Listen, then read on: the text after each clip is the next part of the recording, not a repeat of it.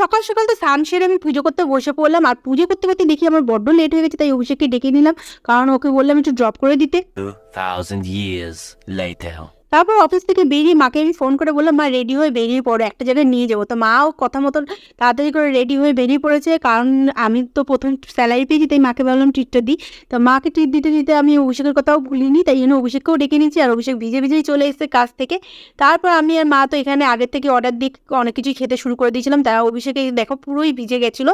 যাই হোক, তারপর অভিষেকে এসে কয়েকটা জিনিস অর্ডার দিয়েছিলো, তো আমরা অর্ডার দিয়েছিলাম হচ্ছে চিলি মাশরুম, ফিশ ফিঙ্গার, কাবাবের কয়েকটা আইটেম। আর গিয়ে কিন্তু ওখানে আমরা সর্বপ্রথম কিন্তু চা খাই, চাটা কিন্তু খুবই ভালো লাগে।